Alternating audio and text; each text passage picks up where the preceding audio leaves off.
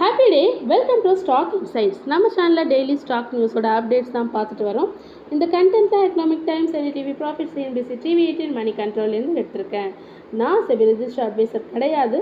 நீங்கள் இன்வெஸ்ட்மெண்ட் பண்ணுறதுக்கு முன்னாடி உங்கள் ஃபினான்ஷியல் அட்வைசரை கன்சல்ட் பண்ணிவிட்டு இன்வெஸ்ட்மெண்ட் பண்ணுங்கள்.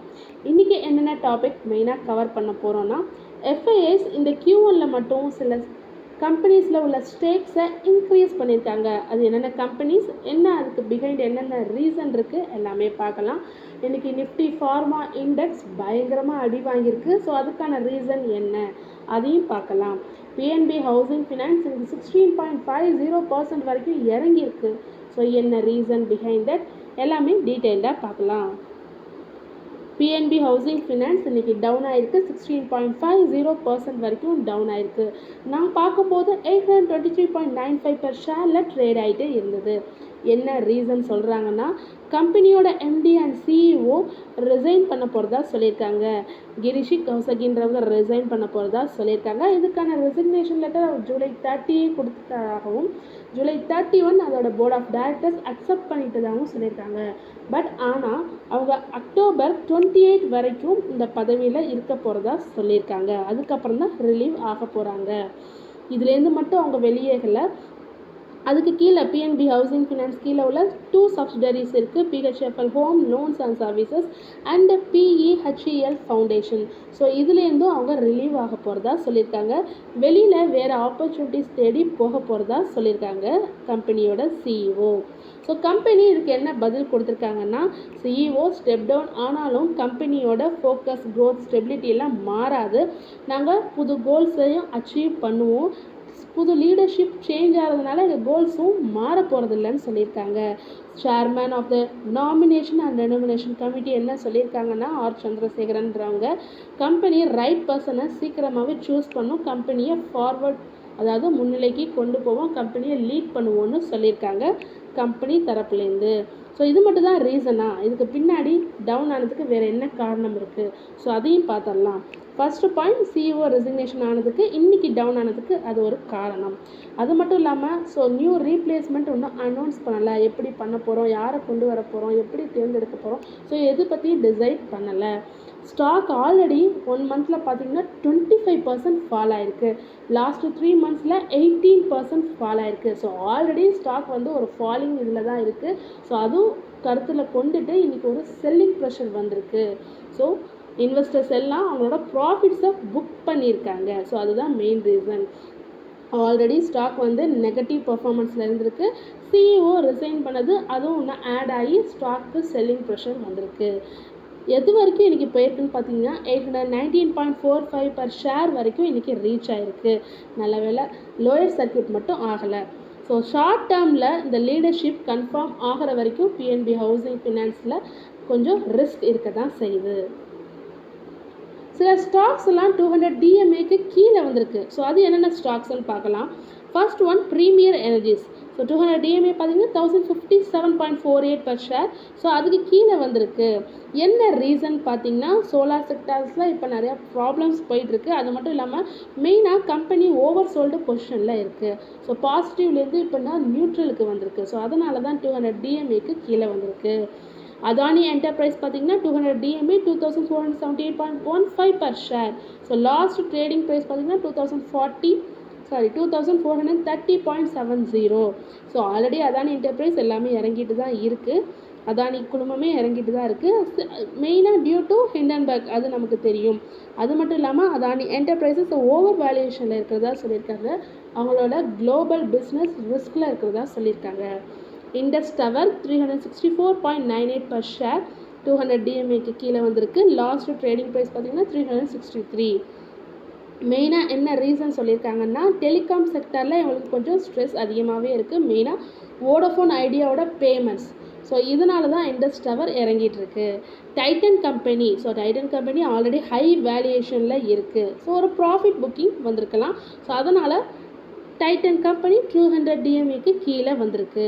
3357.84 அதுதான் 200 DMA. ஸோ எப்படி லாஸ்ட் ட்ரேடிங் ப்ரைஸ் ட்ரேட் ஆகிட்டு இருக்குன்னா 3347.30. And then Asian paints. So paint கம்பெனியில் நிறைய காம்படிஷன் வந்துருச்சு. முன்னாடிலாம் ஏஷியன் பெயிண்ட்ஸு தான் டாப்பாக இருக்கும். ஸோ அதுக்கு காம்படிட்டர்ஸே இல்லாமல் இருந்தது. இப்போ நிறைய பெயிண்ட் கம்பெனிஸ் காம்படிஷனுக்கு வந்திருக்கு. அது மட்டும் இல்லாமல் ரா மெட்டீரியல் காஸ்ட்டும் அதிகமாக இருக்குது. ஸோ அதனால் ஏஷியன் பெயிண்ட்ஸ் வந்து 200 DMAக்கு கீழே வந்திருக்கு. 2396.59. ஸோ அதுக்கு கீழே வந்திருக்கு 2396.10. ப்ரைஸ் ஃப்ளக்சுவேஷன் இருக்கலாம். ஸோ இந்த டேட்டாஸ் எல்லாமே நான் எக்கனாமிக் டைம்ஸ்லேருந்து எடுத்திருக்கேன். அண்ட் தென் FII சில ஸ்டேக்ஸை, சில கம்பெனிஸில் உள்ள ஸ்டேக்ஸை Q1ல், அதுவும் இந்த ஃபினான்ஷியல் இயர் 26 Q1ல் இன்க்ரீஸ் பண்ணியிருக்காங்க. So Q4 financial year 25 and Q1 financial year 26. So இதுலேருந்து எவ்வளோ சேஞ்ச் ஆயிருக்குன்ற டிஃப்ரென்ஸோடு கொடுத்துருக்கேன். ஃபர்ஸ்ட் கம்பெனி பார்த்தீங்கன்னா விஷால் மெகா மார்ட் எவ்வளோ இன்க்ரீஸ் பண்ணியிருக்காங்கன்னா 7.03% 12.85% இன்க்ரீஸ் பண்ணியிருக்காங்க. என்ன ரீசன் பிஹைண்ட் திஸ் பார்த்தீங்கன்னா, அவங்க ரீட்டெயிலில் எக்ஸ்பேண்ட் ஆகிக்கிட்டே வராங்க. ஸ்மாலர் சிட்டிஸ்லலாம் அவங்களோட டிமாண்ட் இன்க்ரீஸ் ஆகிருக்கிறதா சொல்லியிருக்காங்க. This is the reason for FII's interest. And then IndusInd bank அவங்களோட ஸ்டேக்கையும் இன்க்ரீஸ் பண்ணியிருக்காங்க. 29.53%லேருந்து 33.69% இன்க்ரீஸ் பண்ணியிருக்காங்க FII. ஸோ இவங்களோட லோன் க்ரோத் அந்த அசட் ஈக்வாலிட்டிலாம் நல்லா ஸ்டேபிளாக இருக்குது, இம்ப்ரூவ் ஆகிட்டும் இருக்கிறதா சொல்லியிருக்காங்க. தேர்ட் ஒன் கோரமண்டல் இன்டர்நேஷ்னல் 10.61%லேருந்து 14.28% FIIs இன்க்ரீஸ் பண்ணியிருக்காங்க. ஸோ ரூரல் டிமாண்ட் இவங்ககிட்ட நல்லா ஸ்ட்ராங்காக இருக்கிறதா சொல்லியிருக்காங்க. அண்ட் தென் அக்ரிகல்ச்சரில் உங்களுக்கு பாசிட்டிவ் அவுட்லுக் இருக்கிறதா சொல்லியிருக்காங்க. அண்ட் தென் நைக்கா 8.83%லேருந்து 11.63% FII ஸ்டேக்ஸை இன்க்ரீஸ் பண்ணியிருக்காங்க. ஸோ நைக்கா இப்போல்லாம் பிராண்ட் கொஞ்சம் ஸ்ட்ராங்காக இருக்குது, அவங்க ப்ராஃபிட்டபிலிட்டிக்கு ஷிஃப்ட் ஆகிட்டு வராங்க. அதே சமயத்தில் அவங்களோட மார்ஜின்ஸும் கொஞ்சம் கொஞ்சமாக ரெக்கவர் ஆகிட்டு இருக்கிறதா சொல்லியிருக்காங்க. ஸ்விக்கி 4.90%லேருந்து 7.36% இன்க்ரீஸ் பண்ணியிருக்காங்க FIIs. ஸோ ஃபுட் டெலிவரியில் மட்டும் இல்லாமல் குயிக் காமர்ஸ்லேயும் இவங்க நல்லா வளர்ந்துட்டு வரதா சொல்லியிருக்காங்க FII. ஹிடாச்சி இந்தியாவுக்கு 4.96%லேருந்து 7.19% இன்க்ரீஸ் பண்ணியிருக்காங்க. So clean energy infrastructure and எலக்ட்ரிஃபிகேஷனோட டிமாண்டெல்லாம் கருத்தில் கொண்டுட்டு இவங்க இன்க்ரீஸ் பண்ணியிருக்கிறதா சொல்லியிருக்காங்க. AU ஸ்மால் ஃபினான்ஸ் பேங்க் 35.59%லேருந்து 37.68% ஸ்டேக்ஸை FIIs இன்க்ரீஸ் பண்ணியிருக்காங்க. Main reason so deposit growth இவங்ககிட்ட இன்க்ரீஸ் ஆகிட்டு இருக்கு, மார்ஜின்ஸும் நல்லா ஸ்ட்ராங்காக இருக்குது, பெர்ஃபார்மன்ஸை அவங்க ஒரு கன்சிஸ்டண்ட்டாக கொடுக்குறாங்க. ஸோ அதான் மெயின் ரீசன். வாரி எனர்ஜிஸ் 0.70%லேருந்து 2.68% இன்க்ரீஸ் பண்ணியிருக்காங்க FII அவங்களோட ஸ்டேக்ஸை. சோலார் செக்டார்லாம் இப்போ நல்லா க்ரோத் ஆகிட்டுருக்கு. ஸோ ஸ்ட்ராங் கவர்மெண்ட் சப்போர்ட் இவங்ககிட்ட இருக்குதுன்னு சொல்லியிருக்காங்க. அண்ட் தென் JSW இன்ஃப்ராஸ்ட்ரக்சர் 4.75%லேருந்து 6.61% இன்க்ரீஸ் பண்ணியிருக்காங்க FII ஸ்டேக்கு. ஸோ லாஜிஸ்டிக் செக்டாரில் இவங்க நல்லா ஸ்ட்ராட்டஜிக் க்ரோத் நல்லா இருக்குன்னு சொல்லியிருக்காங்க. மேரிகோ 22.09%லேருந்து 23.62% இன்க்ரீஸ் பண்ணியிருக்காங்க FIIs. ஸோ FMCGயில் இவங்க ஒரு ஸ்டேபிள் பொசிஷனில் இருக்காங்க. ரூரல் டிமாண்டும் இவங்ககிட்ட நல்லா போயிட்டுருக்கு, பிராண்டும் ரொம்ப ஸ்ட்ராங்கான பிராண்டுன்னு சொல்லியிருக்காங்க FIIs. சிம்போனி இன்றைக்கி ஆஃப்டர்நூன் ரிசல்ட் கொடுத்துருக்காங்க. ஸோ ஒரு worst ரிசல்ட் கொடுத்துருக்காங்க. அந்த ரிசல்ட்டோட எதிரொலியாக ஷேர் இன்றைக்கி 3% டவுன் ஆகிருக்கு. நெட் ப்ராஃபிட் 52.3% டவுன் ஆகிருக்கு. 88 crore-லேருந்து 42 crore கம்மியாயிருக்கு. ரெவன்யூ 36.1% கம்மியாயிருக்கு, 251 crore கொடுத்துருக்காங்க. EBITDA 70.1% கம்மியாயிருக்கு. EBITDA மார்ஜின் 22.1%லேருந்து 10.4% கம்மியாயிருக்கு. இன்றைக்கி நிஃப்டி ஃபார்மா இண்டெக்ஸ் 2.8% வரைக்கும் ஃபெல் ஆகிருக்கு. யார் டாப் லூசர்னு பார்த்தீங்கன்னா சன் ஃபார்மா. ஸோ 5% வரைக்கும் இன்றைக்கி ஃபெல் ஆகிருக்கு. மித்த ஷேர்ஸான Aurobindo pharma, Gland pharma, Cipla, Granules India, Lupin எல்லாம் 3 to 4% வரைக்கும் ஃபால் ஆகிருக்கு. எதனால் சன் ஃபார்மா டாப் லூசராக இருக்காங்கன்னா, அவங்களோட ரெவன்யூவில் 20% மட்டும் US மார்க்கெட் கிட்டேருந்து தான் வருது. ஸோ அதனால தான் சன் ஃபார்மா நல்லா இன்றைக்கி அடி வாங்கியிருக்கு. ஸோ இதுக்கு என்ன பிஹைண்ட் த ரீசன் என்னன்னு பார்க்கலாம். ட்ரம்ப் வந்து ஒரு ட்ரக் ப்ரைஸிங் ஸ்ட்ராட்டஜி கொண்டு வராரு. என்ன ட்ரக் ப்ரைஸிங் ஸ்ட்ராட்டஜினா, ஒரு 17 பிக் ஃபார்மா கம்பெனிஸ்க்கு லெட்டர் சென்ட் பண்ணுறாரு. ஸோ அதோட நேம்ஸ் எல்லாம் கொடுத்துருக்கேன் பாருங்கள். ஜான்சன் அண்ட் ஜான்சன், மெர்கோ, Novartis, Novartis, Pfizer, Sanofi, Genentech, EMD, Serono, Eli Lilly, so AstraZeneca, AbbVie, Amgen, so இதுமாரி 17 கம்பெனிஸ்க்கு லெட்டர் சென்ட் பண்ணுறாங்க. அந்த லெட்டர்ஸில் என்ன இருக்குது பார்க்கலாம். என்ன கொடுத்துருக்காங்கன்னா, இம்மீடியட்டாக அவங்க மெடிசின்ஸோட ப்ரைஸஸை கம்மி பண்ண சொல்லி கொடுத்துருக்காங்க. இப்போ செல் பண்ணுற மெடிசின்ஸும் இல்லாமல் ஃப்யூச்சரில் நீங்கள் கொடுக்க போகிற மெடிசின்ஸ், நியூ மெடிசின்ஸ் எல்லாத்தோடைய ப்ரைஸையும் இம்மீடியட்டாக ரெடியூஸ் பண்ணணும்னு சொல்லியிருக்காங்க. ஸோ மோர் எக்ஸ்பென்சிவாக இருக்கக்கூடாது. ஸோ அதர் ரிச் கண்ட்ரீஸை கம்பேர் பண்ணும்போது என்ன அவங்க எப்படி அவங்களுக்கு அஃபோர்டபுளாக கிடைக்குதோ அதேமாரி அமெரிக்காலையும் கிடைக்கணும்னு சொல்லி இந்த ப்ரைஸஸ்லாம், மெடிசின்ஸோட ப்ரைஸஸ்லாம் கம்மி பண்ணணும்னு சொல்லி எழுதியிருக்காங்க.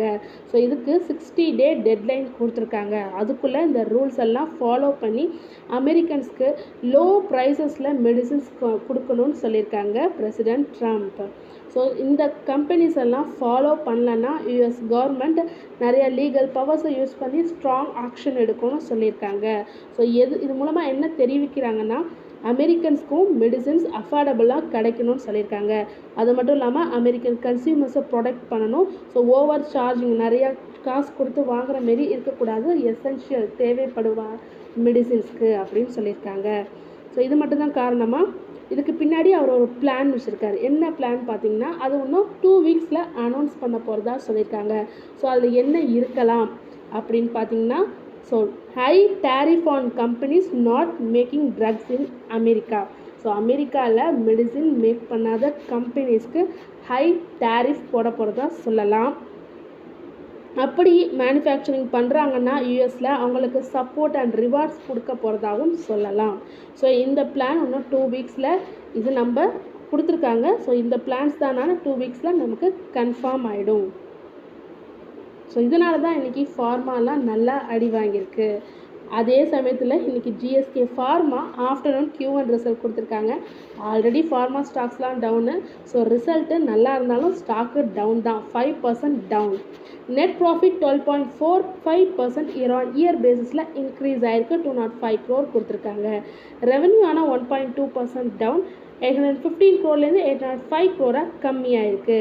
எபிடா ஆனால் இன்க்ரீஸ் ஆகிருக்கு, 8.96% இன்க்ரீஸ் ஆகிருக்கு. எபிடா மார்ஜின் 28.29%லேருந்து 31.19% இன்க்ரீஸ் ஆகிருக்கு. So GSK pharma already pharma index down ஆகிறதுனால ஃபார்மா ஸ்டாக்ஸ்லாம் டியூ டு டேரிஃப் ட்ரம்ப்னால ப்ரெஷரைஸ்க்கு வந்ததுனால இன்றைக்கி GSK ஃபார்மா ரிசல்ட் கொடுத்துருந்தாலும் 5% டவுனில் தான் ட்ரேட் ஆகிட்டு இருந்தது. தொடர்ந்து இதுமாரி யூஸ்ஃபுல்லான அப்டேட்ஸ் வேணும்னா மறக்காமல் நம்ம சேனலை சப்ஸ்கிரைப் பண்ணுங்கள், பெல் ஐக்கான் கிளிக் பண்ணுங்கள், லைக் அண்ட் ஷேர் பண்ணுங்கள். தேங்க்யூ.